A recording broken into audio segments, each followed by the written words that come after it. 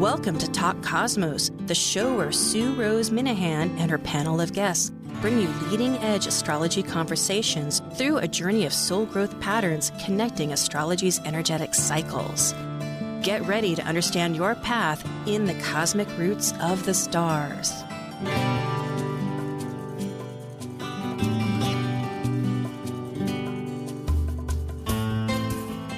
Hello, I'm Sue Rose Minahan, Talk Cosmos host. I'm here on Halloween. Sam Wayne. I always have a tricky business, but it's a wonderful holiday that I cherish. And it's, October 31st here on our side of the globe. And I have with me part of my great Moonbeam team here as we go. Two wonderful people. We have Sarah Stromley in her mascot shape. And we have Justin Elsey also joining us. And we will see Liz Mouchette later. So today, what are we doing? We are, in a sense, synthesizing this idea of having left the retrograde season, which was pretty intense. Granted, Mercury does this 3 times a year, and it's all in air signs. It was in relationships, Libra. Everything's a relationship. We went down to the depths and up again to look ahead, changed in some regard, because you don't go down to come up for nothing. Something is going to shift. But ahead of us, we're entering this eclipse season. Coming up, because we're the not Moonbeam, but Moonbeam team, we're looking at the Scorpio new moon, which will be November 4th, in a couple of days, is entering that deep, again, plummeting time of rebirth, of our psychology, of our spirit, of what gives us power, to then the eclipse season, which again is like turn the energy off, see what you see, and go on again, which is going to be in Taurus. Very powerful. And what are we calling ourselves? Santa's radical rebirth. So now is time, and I'll just put this on. I can't talk with my mask, but maybe you can see it for the next little bit. My one entry for the holiday season is the Moonbeam team. Relating to the sun and moon's energies, including the planets and the entire cosmos for the month's systematic 2-week intervals of the new moon and full moon, plus the annual 4 to 5 eclipses, this is your Moonbeam team. I'm Sue Rose Minahan, host of Talk Cosmos, an evolutionary astrologer and consultant, plus a certified color energy coach. I explore creative expression as an artist, a musician, and write abundantly, stories to poetry. I love investigating mythology's language, philosophizing eternity, and I'm a perpetual student of life, seeing oneness of body, spirit of people, animals, and nature.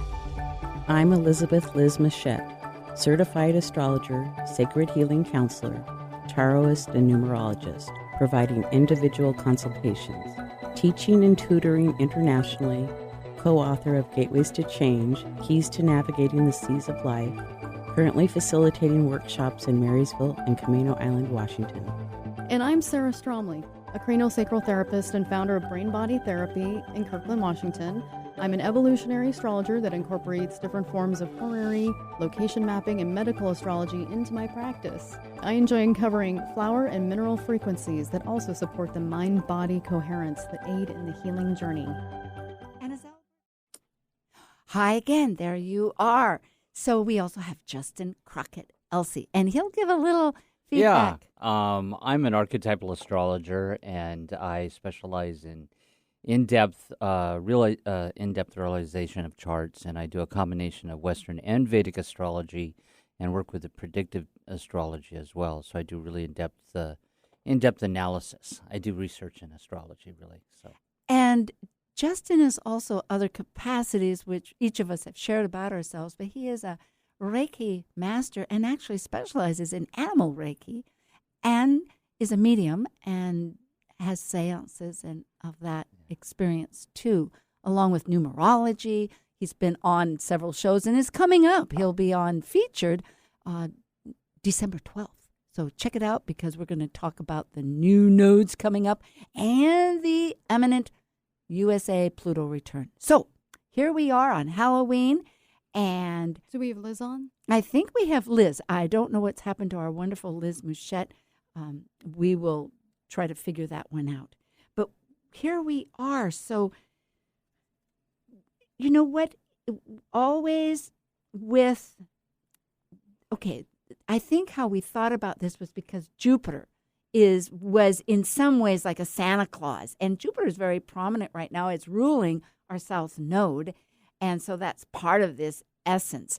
And for radical change, you know, there's a powerful dynamic of how we're continuing to think about, maybe we could see a chart. Actually, yeah, I don't think Jupiter is quite into Pisces yet, but we cover that a little bit more in the eclipse chart. So sure. No, we're going to do the new moon. Yeah. The new moon chart, which is that the new moon chart? Go back. There you go. Yeah. So this is coming This up is the new moon chart at 12 degrees Scorpio, and it's going to be November 4th, and that for Eastern time is 5:15. These classes aren't that great. I'm sorry, in the evening. So, at any rate, and so just about the dynamics there. You know, I think we had a little pre-chat just to open this thought up, but it's a change agent.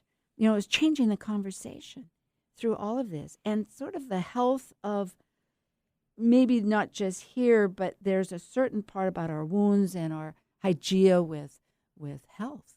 So if there's thoughts here that either of you have to share.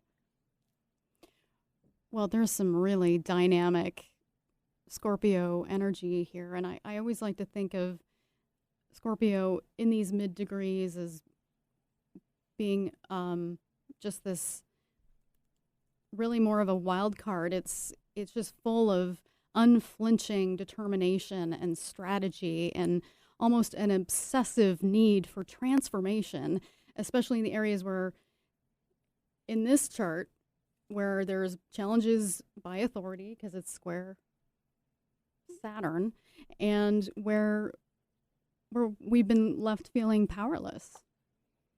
Or wondering, that great entry, and I know Justin will have plenty of thoughts. Yeah, because really it is a matter of shedding those relationships, those deep exchanges that we've had to find out what is really going to empower us or what's the value. Right. Well, I think the ingress of Mars from Libra into Scorpio is really what's driving this, and that moon's just right on top of that, you know. So, I mean, whereas with that Mars in Libra, it's been about trying to move forward with balance and harmony and kind of reassessing and decision-making, but now that Mars has moved into this really powerful, as Sue pointed out, tactical and obsessive, there's going to be things are going to speed up now, you know, and people are going to be a lot more, how do you want to say, obsessed, or really just really fixated. That's a great word, fixated on getting stuff done and doing it from a more tactical and strategic point of view. Strategy. That's something that we talked about. Joe Biden's Mars is in Scorpio, so he's having a Mars return. Yes, and both of these charts, I had some by charts of that, but it was really dynamic because I think the new moon, which is when they're together, and we don't see it because the moon's blocking the sun, is right on his Mars. So that's, and strategy, you know, strategy is not something that really is a familiar word for this last year with all the unknown probabilities that we've been experiencing, because suddenly our world is always in coordination with the exterior world because of COVID. You know, you couldn't go, you had certain requirements. So this is people want to strategize. You know. One thing I think that's very unique about today is, you know, Day of the Dead. That's why I kind of dress this weird way. And I love it. I know, we're reminded where we are. And it's a very Scorpio look too. The skeleton. Yeah. There, you know. I'm Scorpio rising. There you go. Awesome. But there's with Scorpio, the veil is just thinner between the worlds, and there's a just an incredible skill that Scorpio has in sensing what can't be readily seen, and what lingers below the surface, and finding that treasure that remains uncovered. It can, it's Scorpio is represented by, like, in different cultures, different forms of astrology, the scorpion, the snake, the eagle, which can be representative of the different levels of functioning and the superior defense and skill with attack, and as well as an incredible capacity to heal. It has a power in holding and retaining secrets, and the ability to pull energy and resources and effectively engage when others are on the wake of an attack or in shock and frozen with fear. They just have an engagement skill with that. But its shadow is the inability to be vulnerable, or a sense of overreaction at times, and an obsession over slights, which can make them a bit formidable. Well, there is always important the total spectrum, which includes when we see light, there's going to be shadow depending on what's obstructing it. And so that has, depending, all these variant possibilities. It's so true, whether it's for oneself, one's relationships, and whatnot, as far as the depth of that. And Scorpio does have great depth. It is a transformational sign, which is a wonderful feature. But it can be, as we've said, the scorpion itself, which has that tail that's going to bite, it's going to sting, it's going to kill. And then, of course, the couch potato that's like, I don't know, into the phoenix or the eagle or whatever we want to call it, the rising to the light, right? Very important. This Hygeia opposite Chiron. Yeah, I know, Justin, you brought that up into focus before, and I think that's thinking about the healing possibilities. Right. Well, so Hygeia, for those who may not know, is an asteroid it's named after the Greek goddess Hygeia, and that's how we get the word hygiene. So whatever sign it's in, it's about the health of that sign, and everybody has it in their chart. And it just so happens it's in Libra right now. So we've been dealing with this with the Sun and Mars and Mercury and Libra, this health of relationship, basically, but it's still there, and it's in opposition to that. Chiron is in Aries, which is really bringing forward to the front of being valued, our values. And so with it, the values of self versus the value of myself in a relationship. So we're still dealing with relationship stuff, in our society right now. So what it will probably come up in a lot is about people looking more towards relationships that value them, being with somebody that values them. And so there'll be a lot of relationship stuff comes up right now. Like, I'm in this relationship, but I'm not being valued. And so it's really about going back and revisiting. And that Scorpio, as Sue was talking about, is helping drive healing that and thinking with intention and strategy of maybe I need to make some changes here to transform. I love it. Maybe, I know we talked about fixed stars and we talked about the Sabian symbols. And Justin, you do a lot with Sabians. Liz, I think, is having internet problems. Liz, we're with you in spirit, so we shall, it's not easy. I'm sure, I think she did text something of that sort. She's out on Camano Island. And Justin actually came from the peninsula, and I came from Hawaii. Here we are at the studio in KKNW. In Catherine, yeah. Yeah. So, do you want me to tell you what the Sabian symbol is? Yes, let's do it. So the Sabian symbol, the 26 degrees Libra of that Hygeia, is talking about the eagle and the large white dove change into each other. So it's about this interaction of spiritual will and love principle. And adeptness within our relationships. And then, of course, the 27 degrees talks about really this airplane that sails high through the sky. So basically transcending the conflicts in our relationships and looking at it from a higher perspective. And I think the Scorpio is really right there along with that, working with that and saying, okay, here's what you need to transform and so on and so forth. It encapsulates. That's so fascinating. It really is that energy. It's amazing. Now, and that's okay. Yeah, we were going to talk a little bit about the fixed star, and we could talk about, just depending on time, we're pretty flexible about the Yeah, I did not want to bring up the one that I mentioned earlier because I don't think it's a close enough or strong enough aspect. So there's one that I was going to cover with the eclipse chart. Yeah, do. But one thing I wanted to cover on this chart that is really dynamic is that Uranus opposed the sun and moon. Oh.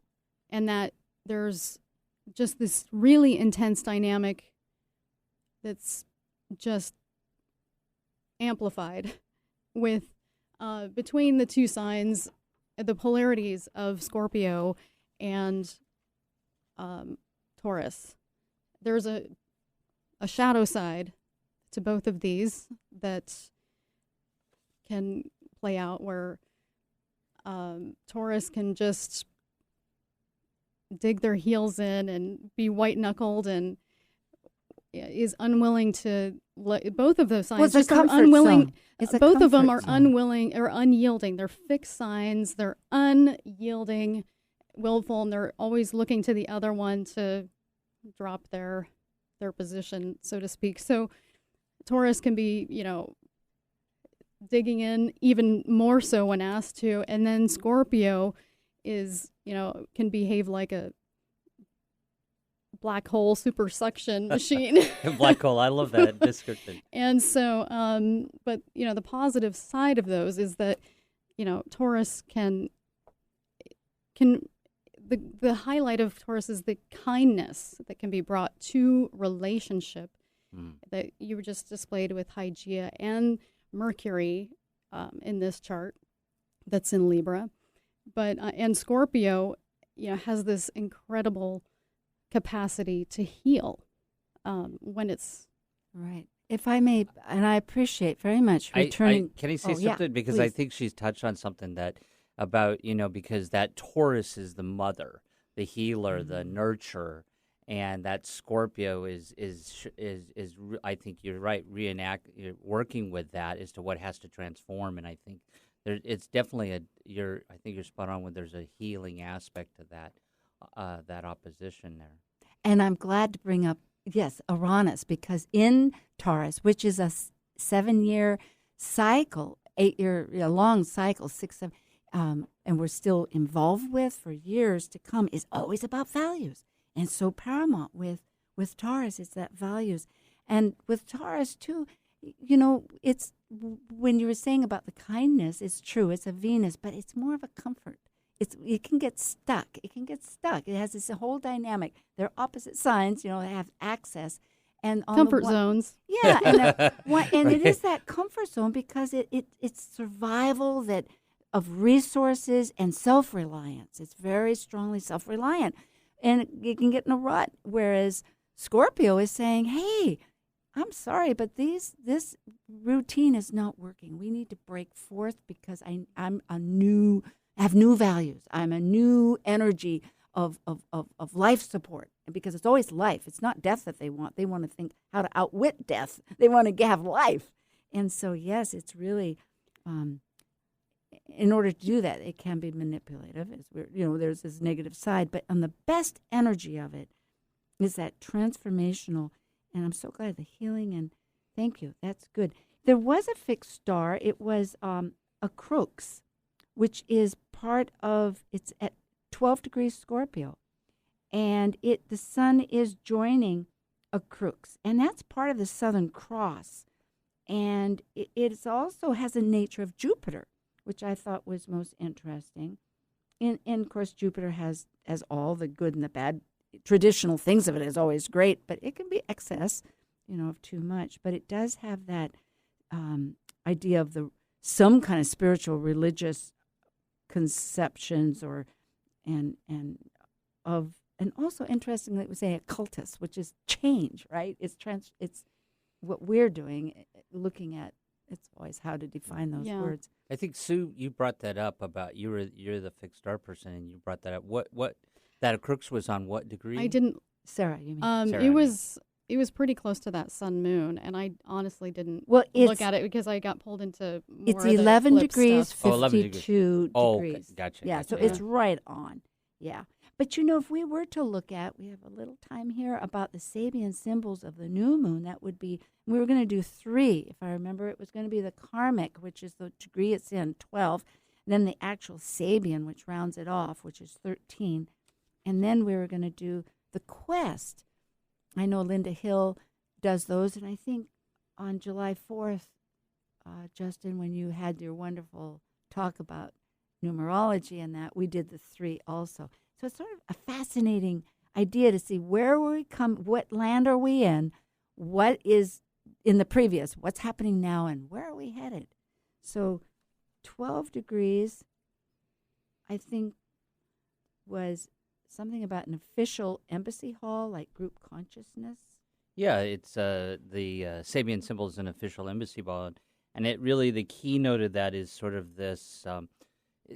The group consciousness is going to a higher level, or trying to, and being displayed out for all. And then, of course, the 13 degrees is an inventor performs a laboratory experiment.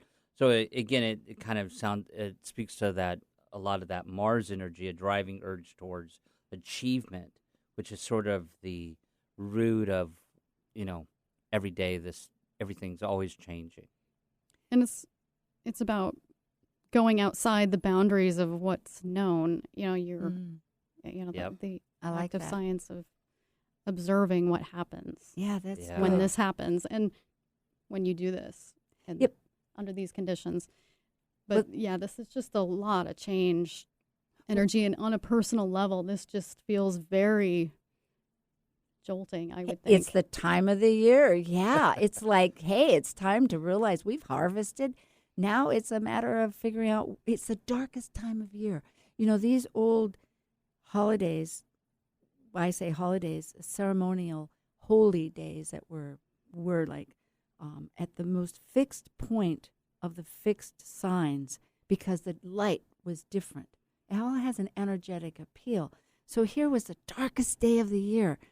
And so really it's a matter of saying, what are my roots doing, and what are they growing in? There is that idea. Of course, down in the southern hemisphere it's different. But back just a little bit about the 13 Scorpio, from the Sabian symbols, about that inventor, that imagery that they were saying in the laboratory experiment that Justin was mentioning.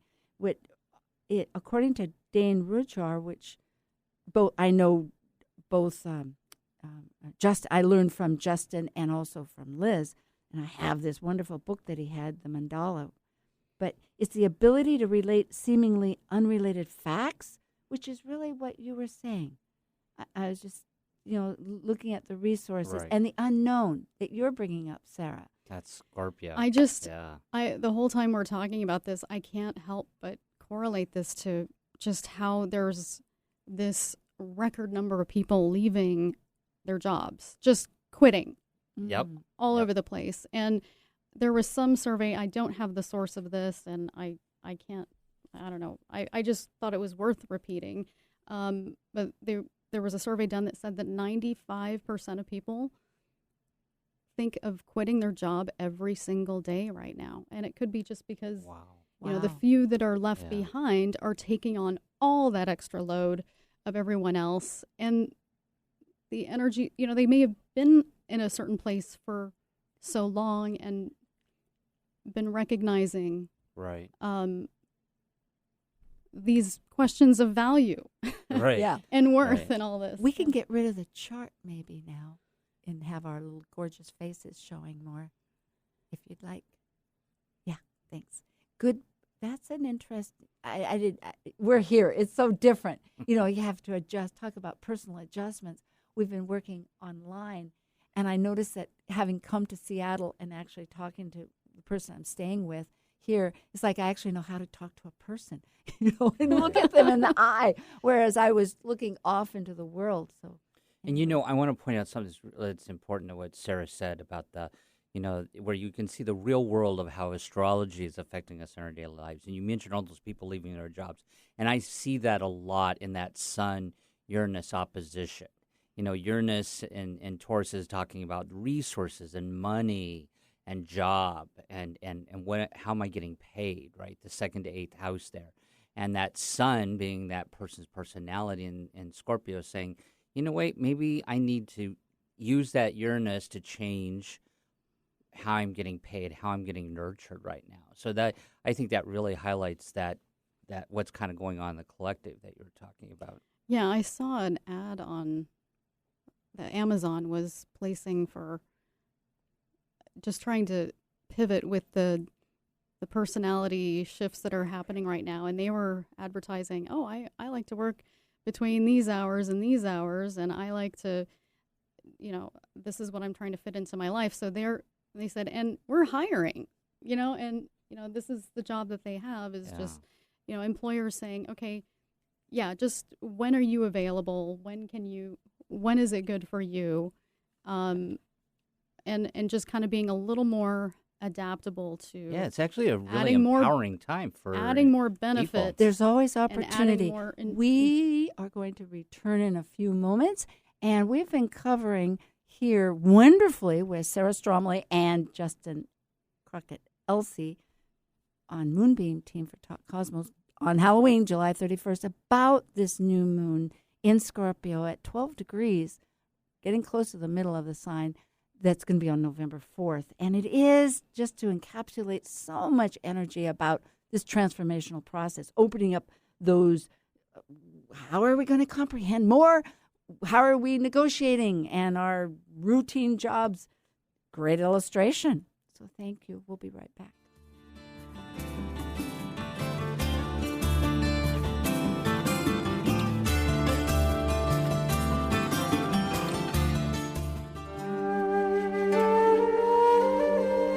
While we take a break from this week's edition of Talk Cosmos, let's take a look at this cycle's archetype. We are currently in the yin period of Scorpio, traditionally ruled by Mars, now ruled by Pluto. By departing a cycle based on comparison between extreme energies finding balance, Scorpio commits a relationship to exchange resources, experiencing power and powerlessness for the purpose of soul growth transformation.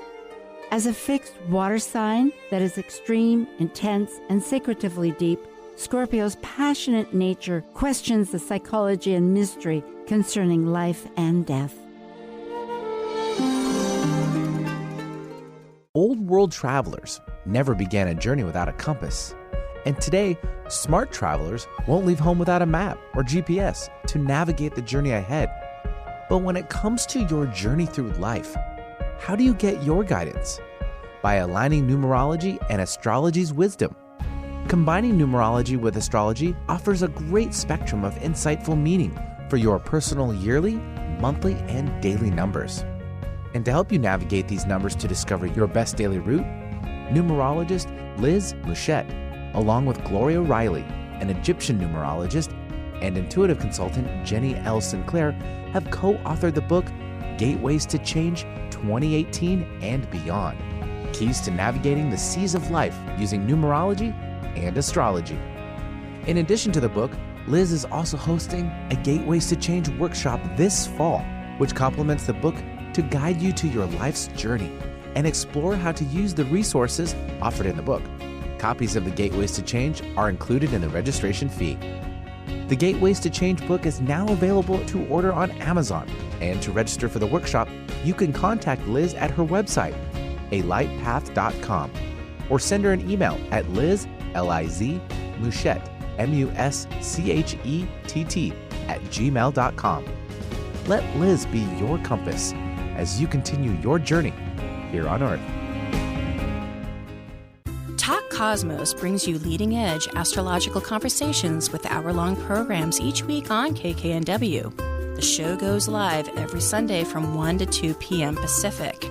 Talk Cosmos weekly programs are also available to watch live on Facebook and YouTube, along with daily chats throughout the week on the Talk Cosmos YouTube channel.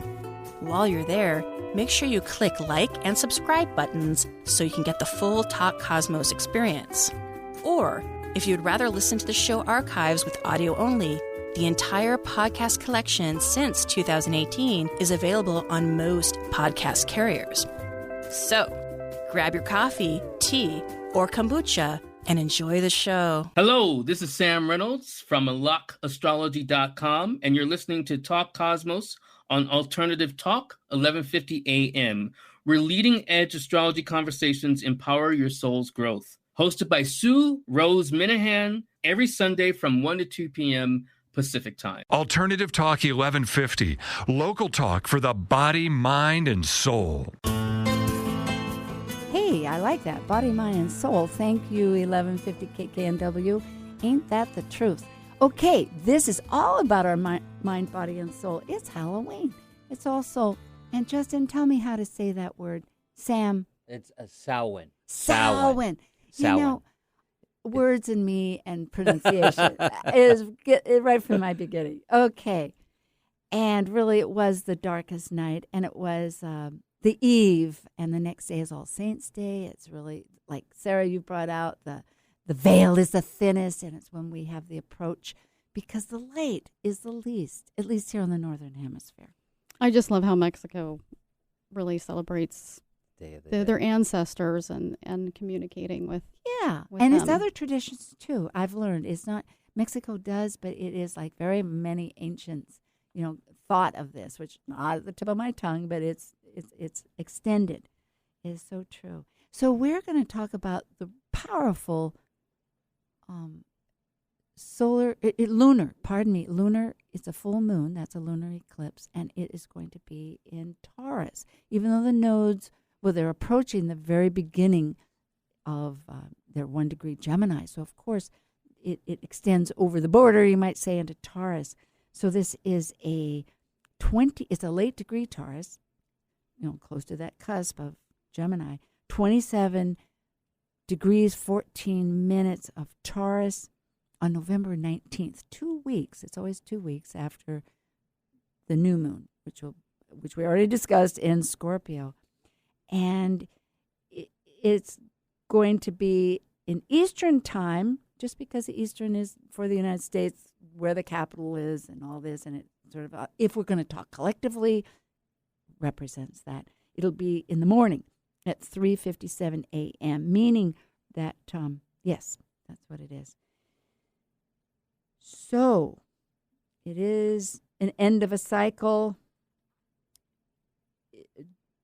We could say creating new traditions. I'm going to leave it open. Anybody have thoughts that you... Let Sarah go first here. Okay, Sarah. Well, this one's really dynamic. Woo, here we go. Wow. There's just really tough conversations that need to be had at this time. I kind of relate this to, like when we are doing charts, we look at prenatal eclipses, because that gives you the prelude towards that birth. Eclipses being cycles. And I think looking at this one, this eclipse is giving us a prelude towards the nodes moving into Taurus and Scorpio coming up. And what does that birth for this new year look like with this eclipse? That's so great. Absolutely. Goes right along with our Santa's radical rebirth and little tidbits that we kind of got at. That's very powerful. So perhaps you want to, because these nodal change or more thought about the whole, because the emphasis is different, isn't it? It's going to be about our resources and our self-reliance and what is failing with those relationships versus now we're just communicating and rebuilding a structure of belief system. You're right, and because Taurus and Scorpio rules the 2nd to 8th house, resources, how we get paid, and so we're dealing with really two dynamic things. When we were in the Sag and Gemini energy, it was more about individual and the collectivism, right, and philosophy and beliefs. Now we're moving into a period of time of materialism versus spirituality.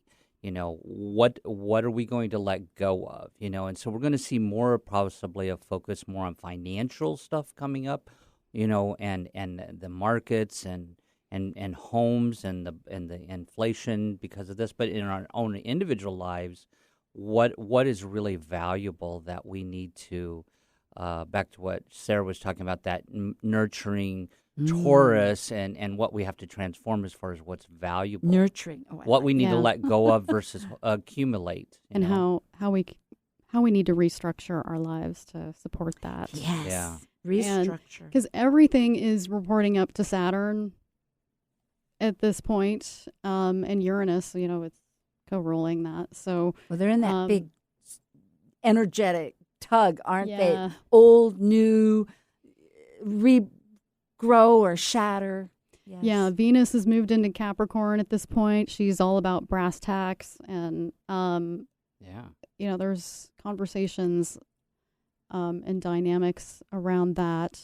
There's this very uncomfortable tension between the moon and Mars. Those are both how we're wired for desire, how we're wired for nurturing ourselves, and there's so much in this chart that speaks to expectations. Oh, that's a and great word. anticipation.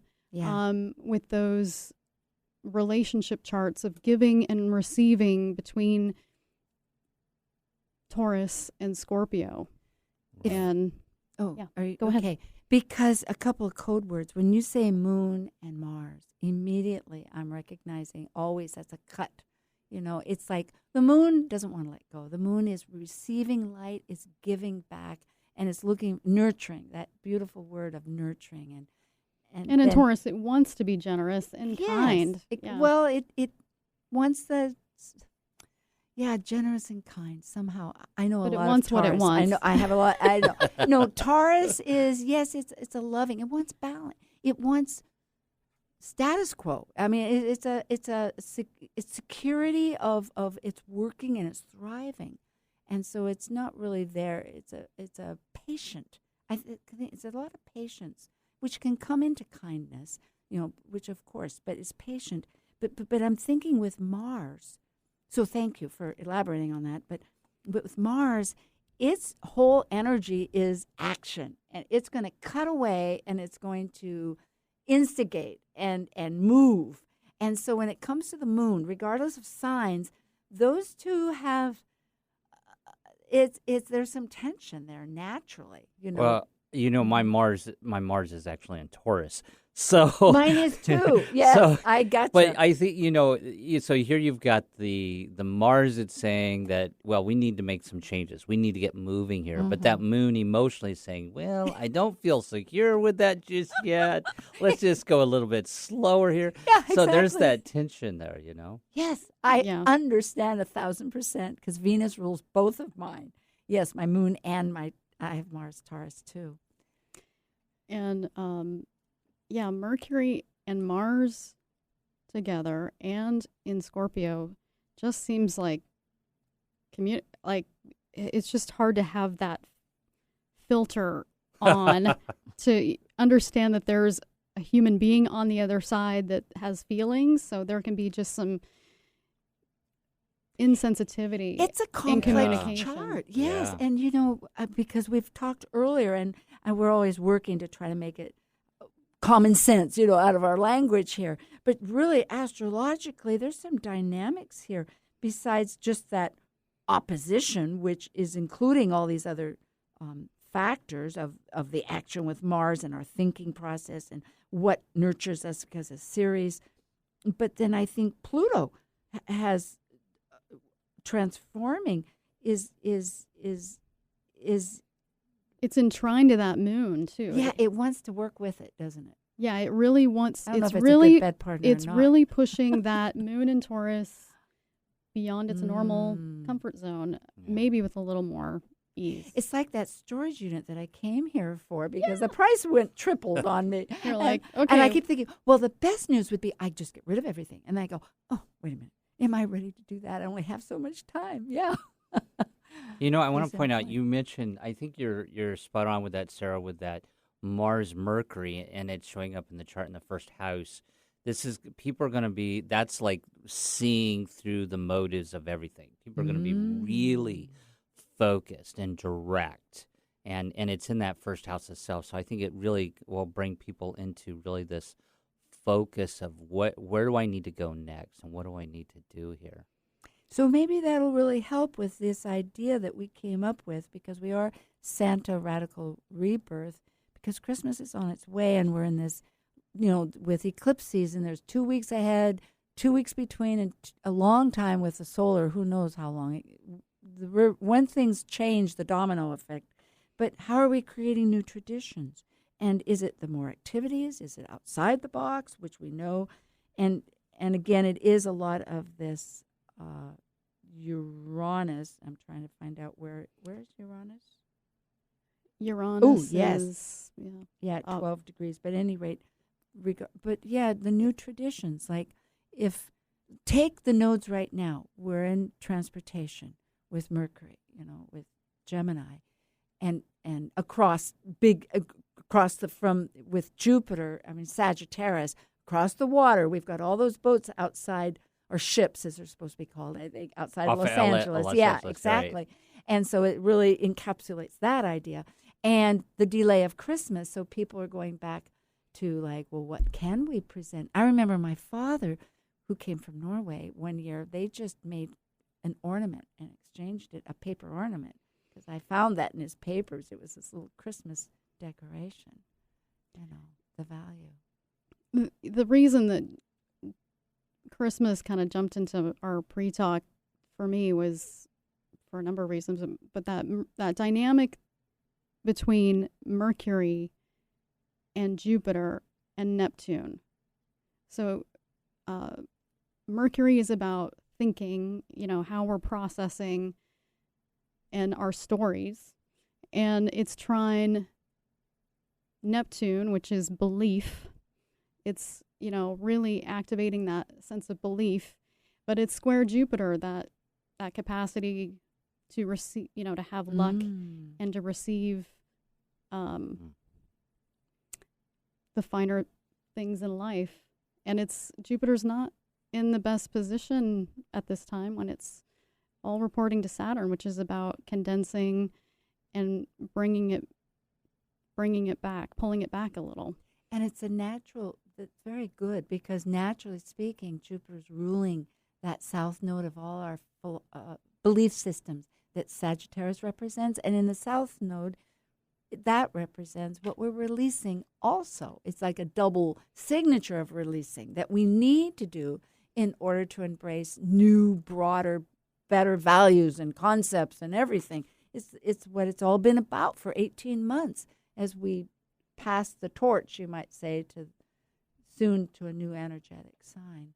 Yeah, that 1 degree Sag is really, I agree. It's about thinking things in a different perspective, and as to what Sarah was talking about. And there's a little challenge there with that square you're talking about. So, and Jupiter in Aquarius seeks to grow and expand through intellectual development and accumulation of knowledge. So there's sort of that.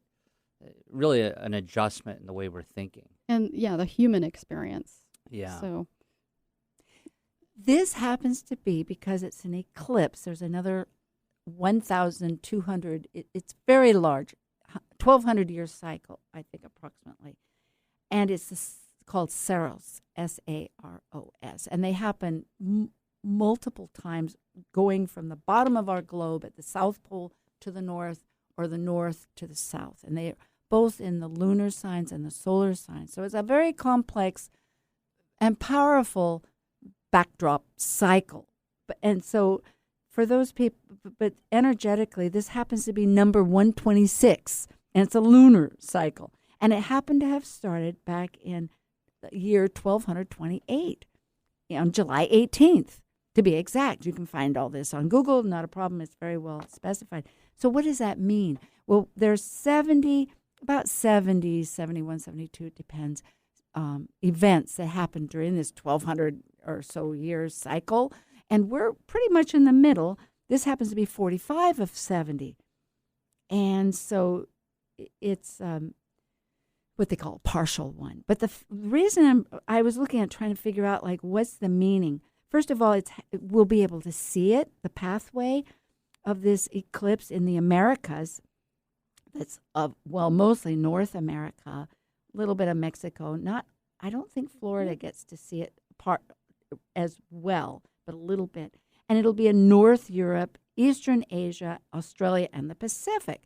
I'll be able to see it in Hawaii when I get back. But the point was that I was trying to find out historically what happened back then in 1228. We know it was after the Crusades, and I happen to know that there were a lot of stone, huge churches being built at that time. But interestingly, there was a cardinal in England who had helped with Magna Carta.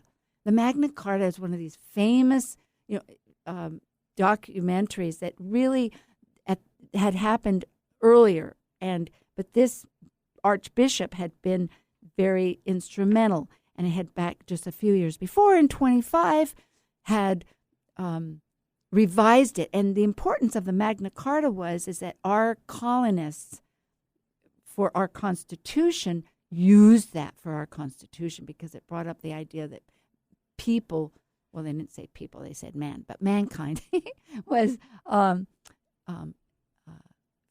had freedoms, and it was the rights. It was so many of our rights.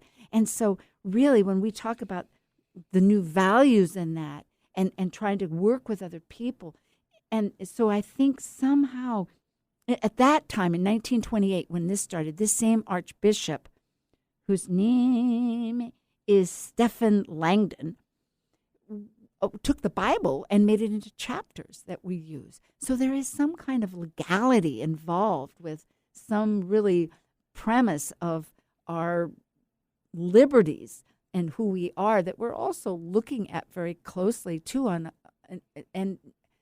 we can't even maybe answer that at this point, but it was interesting. Well, I think you pointed out something that, as we know with Pluto and that in Capricorn, it brings up breakdown of structure of institutions and government, but also revolutions and brings power to the people, power to the masses. So you talk about the Magna Carta.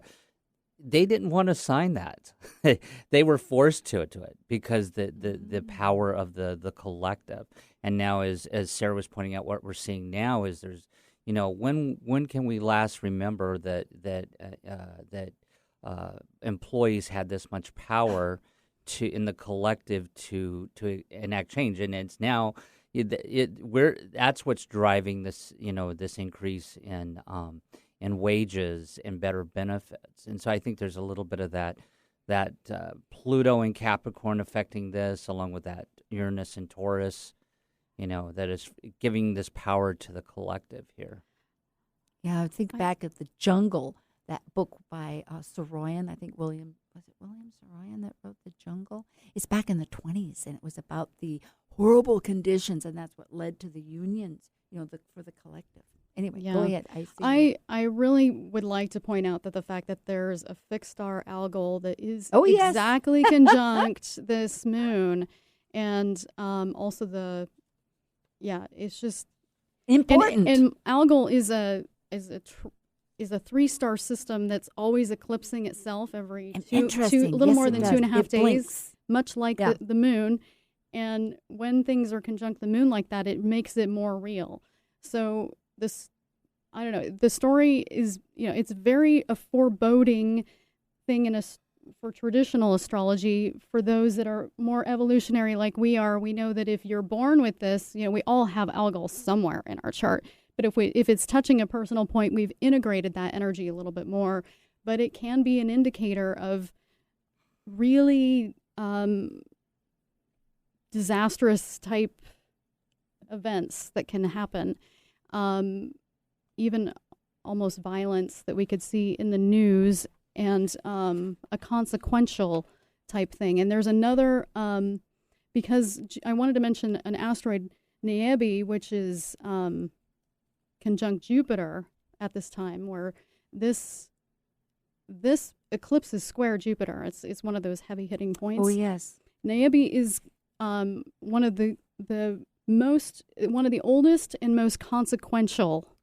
Her myth is that of consequence. She moves quickly because she's an asteroid, so it's not always there. But Jupiter makes everything bigger. Yeah, so that's true. So just caution, if you think you're going to get revenge on somebody, not a good think time. again. Think about that Scorpio Pretend energy. it now on Halloween.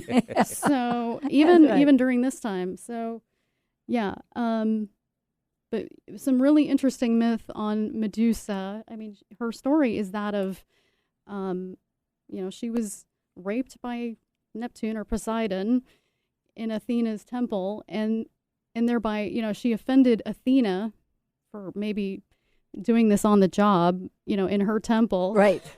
Not much respect. She's Thank supposed you to very be, much. a Vestal virgin, working the temple there. And so she cursed her, giving her a head of snakes and eyes, anyone that gazed upon her. She used to be incredibly, gorgeous. Yeah, she used to be just one of the most beautiful people on the planet.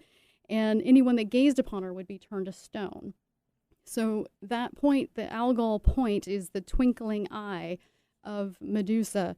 But it's linked with, our relationship with... It is, and if I may say, because I'm glad you described this so well, is that her head was cut off by Perseus, which I think you were going to say. Yeah. And and then later the head was used, I think, on Athena's armor or that to use for. It was used as a. It was used in a positive way. But the fact is that in the mythology it was cut off does mean that there was a definite ending. That there's violence involved. Yeah. And we can look at that at so many levels, which we know it can be the true violence, or it can be something that just radically changes this from that. And just to summarize, what is it conjunct again? In the moon. It's the moon. This It's eclipse. 26 degrees. It's exactly 2610 degrees Taurus. So it is like a degree within. It's the dynamic of losing one's head. Oh, we only have a few minutes. Literally and figuratively, and that can be, a lot of times it's related to alcohol. Alcoholology is the study of pain, and pain management. And it's like wrestling with our demons, so to speak. We have Okay. 3 minutes, Right. and thank and the you. transformational chart that this is. Exactly. So I think it is good because there is this potentiality. Just to close with that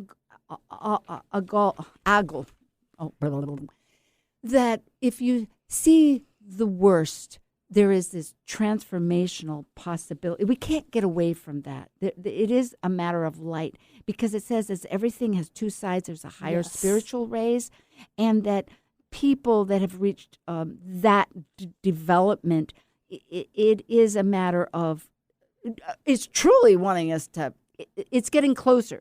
Time is to change. Time is to see our light and go. So thank you so much. Yeah. I have Sarah Stromley with me from Redmond here in Seattle area, and Justin Crockett Elsie, who is on Facebook too, and in the Seattle and Peninsula area.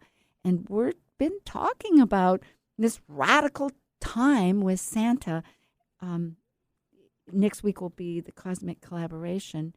So, no, next week is Moonbeam. Oh, no, Planet Buzz.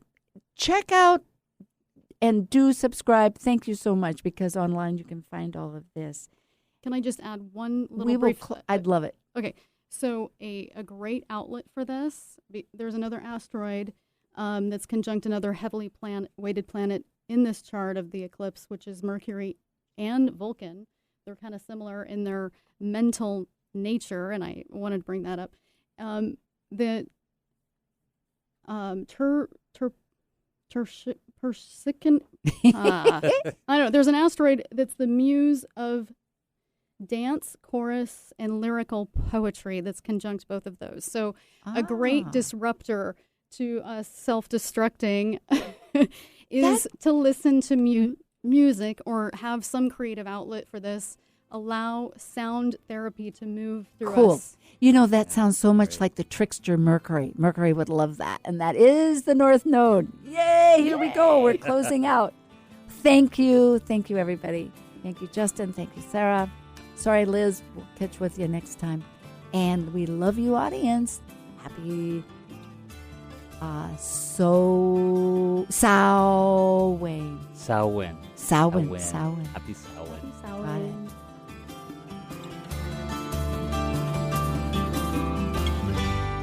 Thank you for joining us on Talk Cosmos, the show where Sue Rose Minahan and her panel of guests connect soul growth patterns with the energetic cycles of astrology. Be sure to tune in next Sunday at 1 p.m. Pacific Time to continue your journey through the roots of the cosmic pathway.